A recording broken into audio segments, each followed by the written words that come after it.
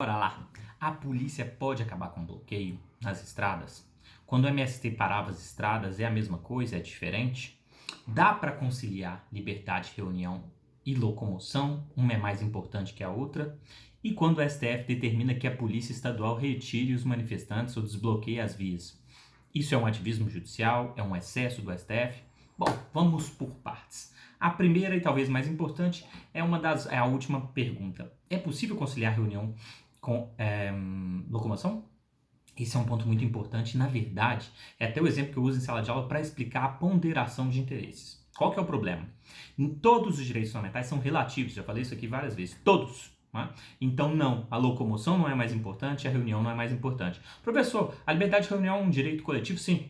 E a locomoção é um direito individual? Sim. E os dois têm que coexistir? Sim, aí que está o ponto. Nenhum sobrepõe ao outro, nem o coletivo, nem o individual. Os dois têm que coexistir. Para isso a gente usa a técnica de ponderação de interesse. O que é isso, professor?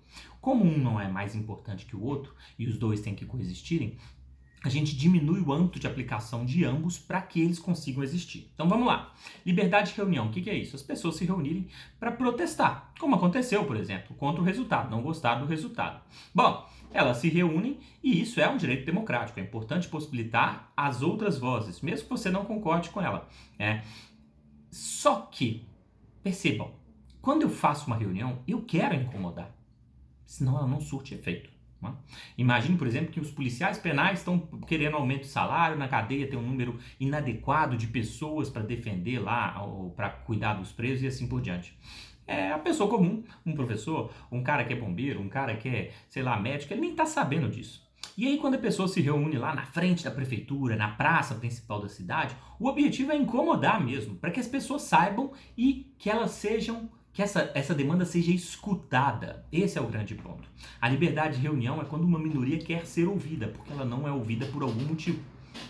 Então, ela vai incomodar. E, ao mesmo tempo, a locomoção, essa ideia de andar livremente, sem o Estado determinar onde você vai, ele também é atingido quando você para ali a praça. Como que a gente faz? Bom, se você privilegiar a reunião pensando num direito coletivo, você deixa a locomoção abaixo. A pessoa consegue fazer ser ouvida, ela vai incomodar para ser ouvida, mas ela impede que os outros locomovam livremente. E se eu privilegio a locomoção? A pessoa locomove livremente, mas eu impeço que as pessoas manifestem seu pensamento, se reúnam para, por exemplo, pedir uma mudança ou uma alteração. Bom, a única forma é aplicar os dois, e aí entra a questão do bloqueio. Quando os manifestantes, sejam do MST ou agora atuais, param toda uma via, eles impedem completamente a locomoção e privilegiam a reunião. O que cabe ao poder público? O que a polícia pode fazer? A polícia não vai lá para acabar com a reunião. Ela não vai lá para colocar ordem na reunião. Esse papel o Estado não pode fazer, isso é uma questão típica de ditadura. Ela vai para proteger os manifestantes e proteger a manifestação, além de proteger o interesse coletivo. É por isso que na prática o que geralmente acontece? A polícia vai lá e desbloqueia uma das vias. Então você tem duas vias, uma fica bloqueada pela reunião e a outra não. Olha só, os dois coexistem. A reunião continua existindo, ela incomoda do jeito que deveria? Não. Mas ela incomoda também e a pessoa é ouvida. A locomoção, ela tá igual antes? Você se locomove livremente? Não. Mas ela acontece. Dessa forma, os dois coexistem, uma forma bem prática. Libera uma pista, fecha a outra. Então, a polícia pode acabar com um bloqueio? Depende, porque na verdade, se falar bloqueio no sentido de bloquear as duas pistas, não. Ela não pode simplesmente mandar todo mundo sair. Mas ela pode, por exemplo, permitir uma passagem, alterar isso, desde que ela esteja ali para proteger os manifestantes. Esse é um ponto muito importante também. A função institucional da polícia não é interferir.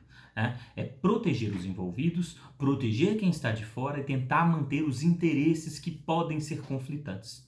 Isso é o que a gente chama de ponderação de interesse e é a técnica da hermenêutica constitucional mais utilizada no país, em todas as decisões judiciais, na doutrina e assim por diante. Se não me engano, de origem alemã. Beleza. Segunda pergunta.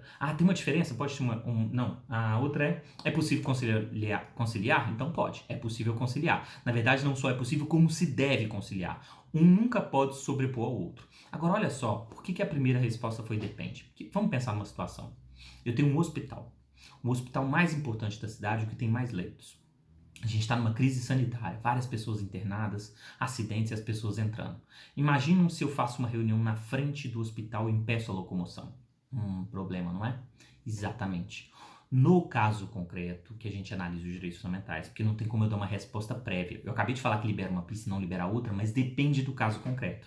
Se for na frente do hospital, por exemplo, as pessoas vão morrer, né? E nesse caso, a gente não vai permitir a reunião ali. E aí a gente pode chegar até a impedir. O que o Estado, o poder público, tem que fazer? Ele tem que sempre tentar tomar uma decisão que mantenha os dois direitos e nunca retire um em detrimento do outro.